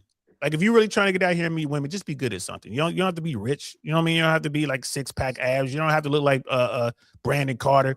Be good at Oh something. yeah. Bro, Yeah. you're good. You don't got to be Shamar good. Moore or Morris Right. Chestnut. Right. Yeah. But you're good. You're good at being a nerd. You're good at it. Think about it. Yeah. How many chicks you done bagged because you done said some nerdy shit, bro? Give me an example of some like real nerdy shit you said and you wound up smashing some chick because of it. Well, Dia, this is a chick I didn't smash successfully because my roommate at the time, and this was a Greek guy that's dating my friend at the time, like my best friends in college. Like his Jamaican girlfriend was my friend, and her boyfriend was my roommate, my college roommate, and they're married now. Like to this day, they're still married. But at the time, his Jamaican girl, she had like this brown skin, or I don't know if he was, or I think she was like from Maryland or DC or like PG County, one of them places, like DMV area. And it could have been like a double date, basically, where I walk his girl and the other chick back to our crib. But he didn't tell me that her friend liked me. He made it seem like, oh, Stefan, can you walk my girl back from the party just to make sure she's safe, yada yada. And I'm like, nah. I mean, I'm like, I'll do it if I have to, but like they had, because again, we had other people that could walk. We had plenty of friends there if safety was an issue. So I made plans with some, I think like Nigerian chick or African chick or whatever, and I linked up with her and spent the night at her crib. And then the next day, he's telling me, Stefan, why didn't you come back? The chick liked you, yada yada. Um, like, you know, she wanted to talk to you, but again, he fumbled because he didn't tell me, like, yo, she wanted to rock with you, whatever. He framed it like, oh, can you just walk these girls home, whatever. But that same chick, DL, to your point about, just to wrap it up real quick, a nerdy game or whatever, the same chick I'm talking about, I know I could have smashed because in a house party in that college, and I'm not going to dox the college, there was like 28,000 students, so it was a pretty big school. But we was at a house party, and his girlfriend's female friend, the Maryland chick, she sat next to me at the couch on that house party, right? And I don't even think he was there. I think she was there. His girl was. I think he was in the crib. I think he was waiting for us to get back. But she sat next to me on the couch, and I said, "So and so." I'm not gonna say her name. I'm like, "What's up, so and so?" Yada yada, because she know me. She like, "Oh, you Stefan. You so and so, you my friend's boyfriend's friend. Like, oh, I know about you, or I heard about, or, you know, or whatever." She's confirming, like, wait a minute, you're that guy, right? Whatever. And I'm like, yeah, whatever. And I'm like, oh, just so you know, so and so, I don't like girls. And I took a long ass pause, DL. I paused for like at least 20, 30 seconds. And then I was like, I like women. And she busted out laughing because I didn't just say like, oh, XYZ, I don't like girls. I like women. I said XYZ, I don't like girls. And I purposely paused for literally like longer than I'm pausing right now. That's I crazy, bro. like Hey, like I women. said, Yeah, man. no, but the joke hit so hard in real life because mind you, that 20, 30 seconds I'm pausing, I'm reading her face, and she's going back and forth between smiling and confused, like, wait a minute, whoa, you gay? Wait, whoa, what's going on? And I'm like, I like women. But the timing was so perfect.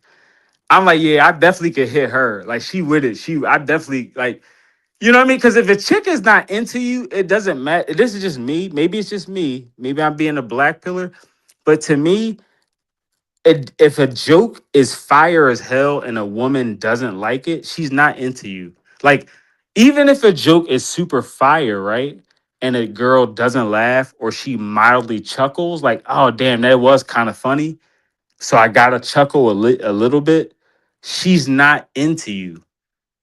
Like, I mean, the dudes but that that's part of. say, But you know, yeah, that's part of being socially in tune and socially aware, but which is DL, stuff I'm that the only again. reason I bring that up, not to cut you off, is because dudes, not you, but a lot of the younger red pillars, the younger dude, not the experienced dude, but a lot of the younger dudes, they say, "Oh, just be funny, bro, and that will trigger attraction." No, me personally, I use humor as a disqualifier.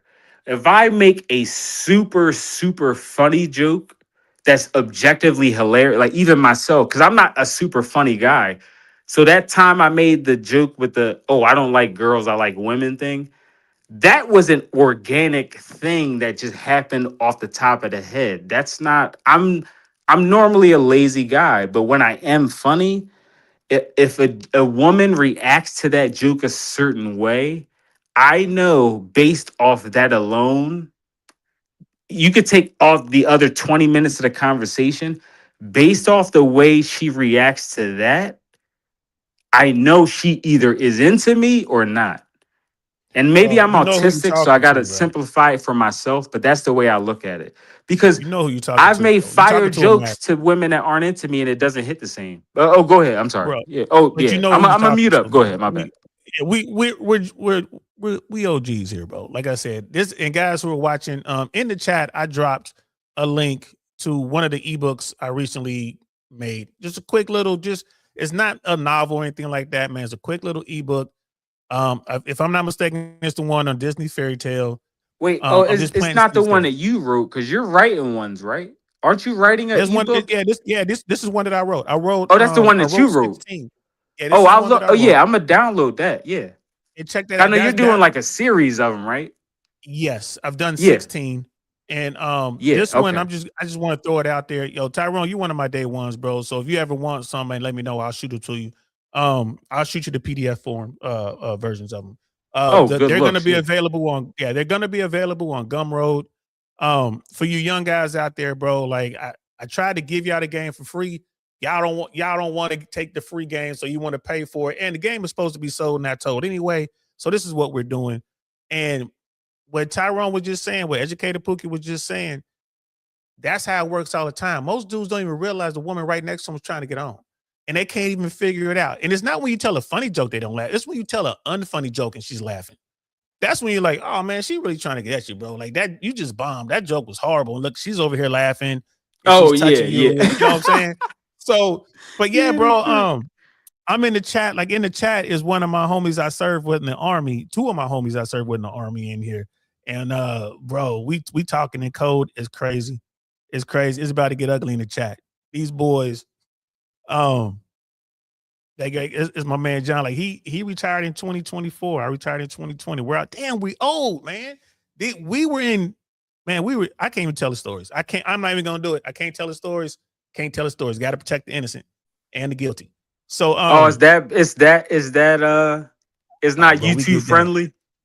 Oh The hell no. stories. This is not for young years, bro. We got some stories for you, man. And I might even start. What I might start is like a locals or something. Because I was gonna do a Patreon, but I think I'll do a locals, and that's where I'll bring in some of my homies from when I was your age and younger. The shit we were doing, bro. Like you will not. Me and my man. I'm not gonna say his name. We were in Atlanta. And man, he in the chat. Oh, right Atlanta. now. Oh, Oh man. my God. The man, bro. I can't even talk about it. Some of the gotta do baddest somewhere women I ever met were from Atlanta, or at least they maybe they weren't from Atlanta, but I met them in Atlanta. in They Atlanta. they Yeah. could have been from somewhere else, and they was going to college in Atlanta, but it was Clark, Morris Brown. Yeah, man. And yeah. even with Atlanta, even Georgia, And even Auburn, Georgia, what is it? Georgia Tech and that Georgia other Tech right school, there. yeah. Clark You got Atlanta and Morris that other Brown, one, you got Clark. that I don't know if it's Georgia South or Georgia Southern, that other or GSU, one of those. It ain't I Southern. can't remember That's the a different name. state. Yeah. Yeah, it's But the one like when you if you take the Greyhound bus to Atlanta and you get off and you walk to downtown Atlanta, it's that campus that's right in downtown Atlanta. Like literally, if I go from New York to Atlanta, but I can't remember the name of that school. But like literally, I would see models. I thought I was in New York. Like one time, I got off the Greyhound bus. This is in my 20s, because of course, Philly dudes. We used to party in Atlanta, and I dated chicks in Atlanta or whatever. But I would get off the Greyhound bus and I would think I'm in like downtown New York, because it would be this college right, on my way to see chicks or go to the hotel or whatever. I'm seeing these downtown, these undergrad Atlanta chicks from Florida, Atlanta, wherever they from, Georgia, South Carolina. I don't know where they from, But I'm like, yo, these chicks way better than the chick I'm about to chill with. Like, yo, I'm like, yo, these like, and again, I know I'm not saying Atlanta's New York. I'm just saying individually, there are some baddies in Atlanta. Like, because again, of I mean, course, that we know changed a New little York bit. is the melting pot of the world. So it's women from everywhere in New York. So obviously, but Atlanta's always been yeah. fire, but Oh now yeah. with all of the enhancements and stuff like that, man, I don't really like Atlanta Oh too much. Lord, yeah. North and South Carolina is good, Alabama, Mississippi, and like the rural parts of Georgia, good. Uh, Yeah. Down here in Yeah, Florida, DL, you can find a couple I pockets. used to go down south 10 years ago before this BBL revolution. So Yeah, I man, was that mess was still seeing everything. the natural down south women back in the day. I haven't been in Atlanta in like maybe like 3-4 years, but I'm just speaking on in the 2010s, in like 2010, 2015, that era, it was still natural, skinny, dark brown skinned women with regular hair and different chicks, skinny chick, slim, thick, this, that, and the third, thick chick, But of course, now though, yeah, No, if I went there now, yes, yo, I don't yo, like those build the bear yo, chicks, those build the body chicks. I don't e- like that. Now, Scam educated Pookie. likely I don't may know what you, like that because I know bro. I Scam don't know what likely a you did. Pookie. I've been Scam, on panels scam. with him on Fight Club, and I know Scam likely he liked them BBL chicks. He liked him a Keisha with No, he don't. a He was double trolling. D No, he butt or don't. whatever, double No, he don't. He D's. was trolling. No, he don't. I know him Yeah. in real life. I know him in No, real life. Scam. We done I'm kicked it. messing with you. I'm joking. Yeah, okay. I was about to say, I'm I'm like, messing you with ain't him. talking about the No, scam. I know. I'm messing. But yo, No, if look, anything, I Scam don't know likely what was you one of did, my bro, but my shit favorite working. people. Yeah, he was. He's If still out anything, there. he He's was still like doing his thing. one of my favorite people on the panel. If anything. So yo, my StreamYard is working now. I can see the chats. I can highlight the chat. So we're gonna Oh, go thank through. God. Oh, that's what's up. Yeah, we can do that. Yeah, so Yeah. you on your phone, so you can't see, but I can highlight. I can highlight these Oh no, joints I can now. even see it on my end. I see you highlighting the comments now. Okay, cool. Okay, cool. So Yeah. and StreamYard getting yeah, their act together. They starting to act right. I like it. yeah, I did what I They did. starting to get so many complaints. They starting to act right. I like it. Well, StreamYard, they got bought out by a bigger entity, man. So they are really getting their shit Oh, together. They're yeah. offering all sorts of stuff. They have an AI service that they're offering that will automatically go through and clip your stuff. I can say a certain word and it will just go right to it and boom, put it up on as a short, which is great. Of course, they're charging for it, but I think it's really good. Uh, but nah, man, I'm glad you jumped up, bro. You're always welcome here, man. And we should do another show, man, because it sounds like Yeah. your Oh yeah. views have changed a little bit, bro. I don't know what happened with your life, but it sounds like your views have changed a little bit. You know what I'm Oh saying? God. Um, Don't tell me you think I'm more positive now or something. I'm not saying you're more positive, but I think you're a little more realistic. I think you're a little Yeah, more no, because realistic, bro. again, the thing is, I never been a black pillar in the sense of, oh, I'm a cultist and I agree with y'all, yada yada. Again, I came into that disagreeing with them, debating them. So even with if you went up to 20 black pillars and asked their opinion of me, they wouldn't even agree with me. So I was always coming from it from the perspective of I'm analyzing their quote unquote evidence and the facts they bring up, like the stuff that is objectively true.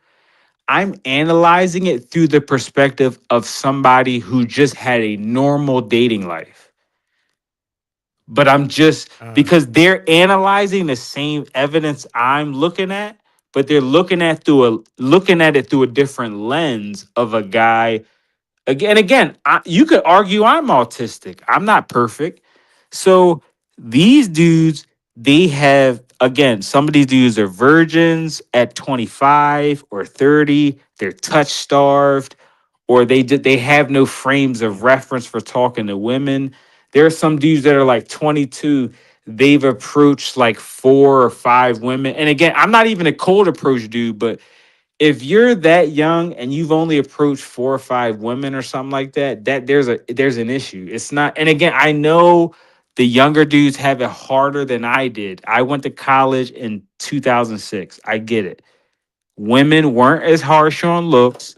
Women were way more social. I get it. I'm not going to be disingenuous and say it's as easy as it was for me when I was 22. I get it. I was a loser. Well, not a loser, but I was a quote unquote lame and had plenty of. I had a virgin girlfriend in freshman year who was smarter than me and looked good. Whatever. Maybe that's harder to do these days. I don't know. I'm not 22 years old or 18 or 19, so I can't speak on it.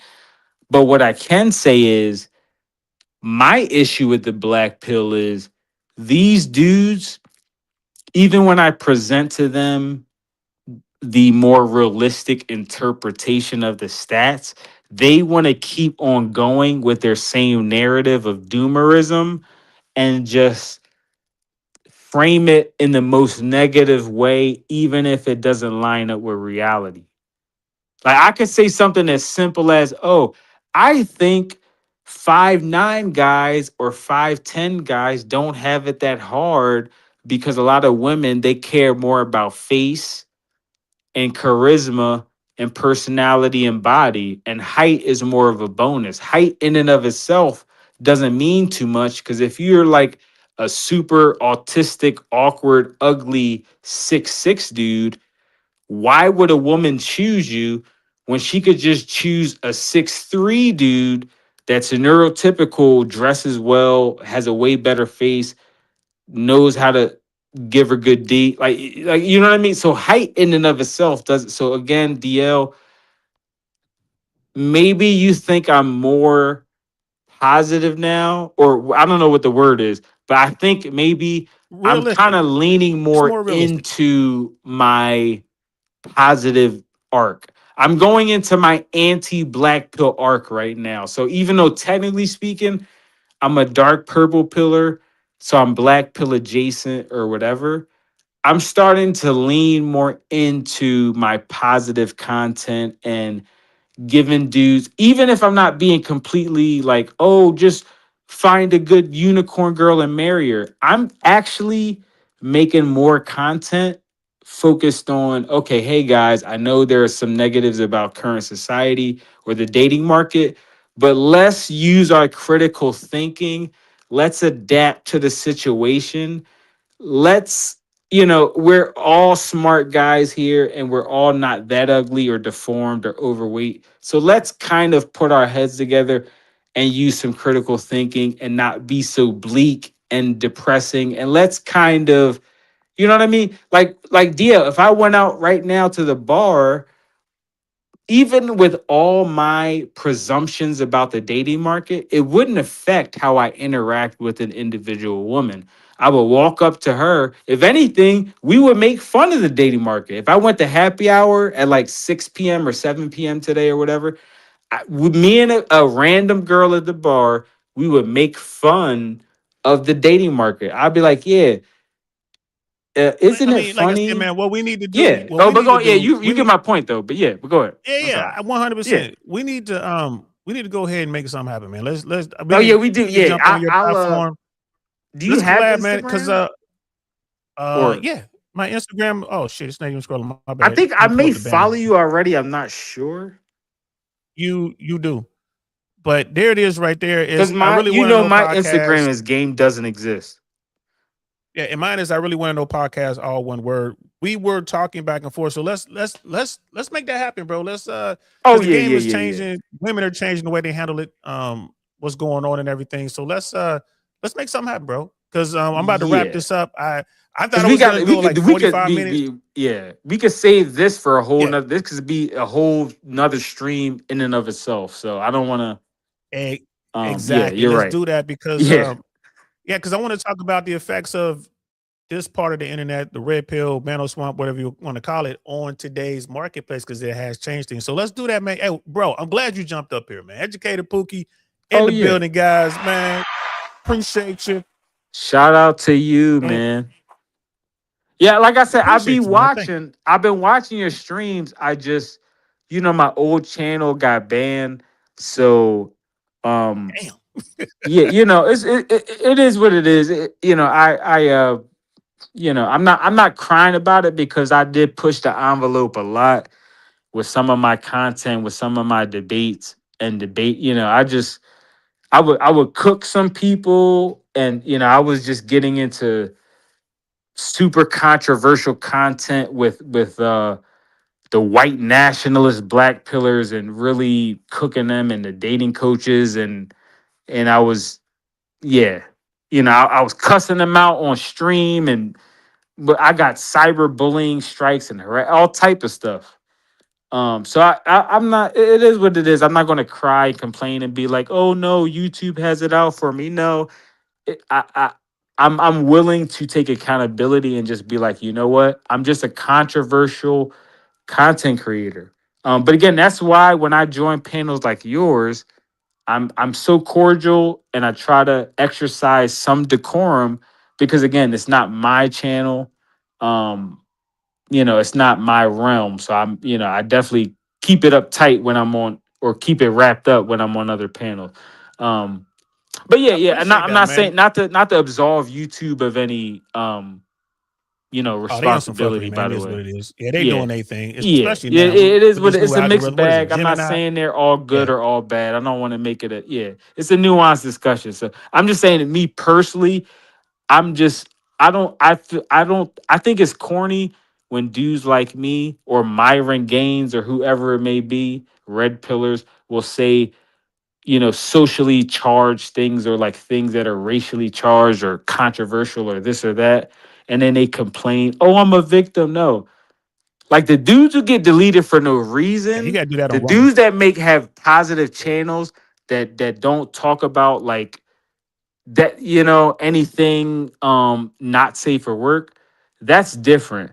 But these passport bros and stuff that get their channels deleted and they actually openly talk about like trafficking or sex tourism or whatever, I don't feel sorry for them because YouTube is just We're doing its gonna have to job. leave it there, bro. Yeah. Hate Yeah. to jump Oh in and yeah, cut my y'all. bad. But Let's go. I gotta Yeah, my jump on bad. the call. Yeah, yeah. Yeah.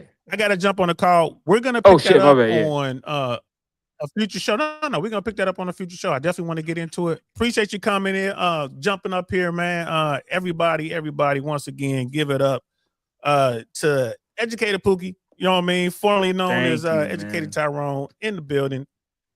And on the next stream, we gonna Don talk a little bit DeMarco. about the air traffic control industry. If you want to just update us on that. I don't know if you have any opinions on like it Tons. in Yeah, the definitely next do that. 5 or 10 years, if that industry is because I think still I think there's gonna be a need for real-time air traffic controllers regardless of what happens with AI. I think that's gonna be a needed human career. But I mean I could be wrong though. You know way more But about yeah, that than me. So 5 we years. could Yeah, yeah. yeah. Huh? 5. I don't know. Let's do that. I'll hit you Yeah, up on no, yeah. Instagram, I bro. don't Let's yeah, set I a don't date. we That's could a good show. yeah. That'll be a good show, man. So Yeah, that I'm gonna definitely. drop you down, man. I appreciate you. I look forward to talking to you soon. Hello?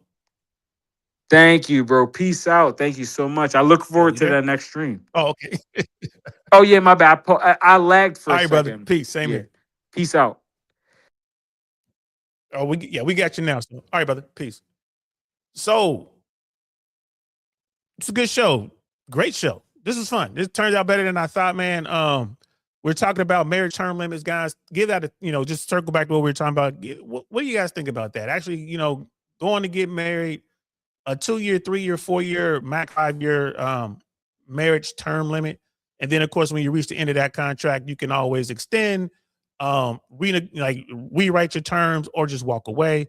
Because the divorce rate is still high, bro, and sounds like it's gonna get even higher. And then of course Tyrone jumped up here, man, Educated Pookie, and we got to chopping it up about that sort of stuff. But I gotta go. I gotta holler.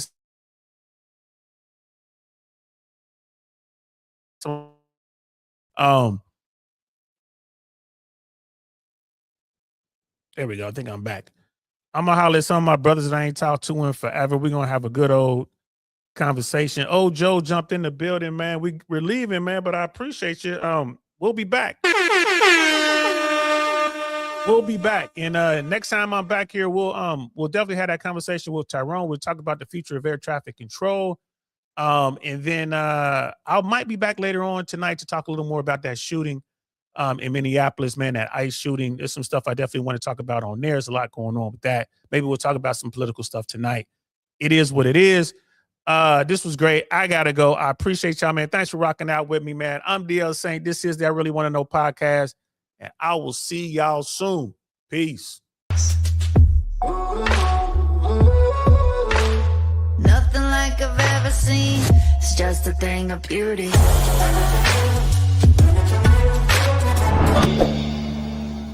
Darn, that's the end.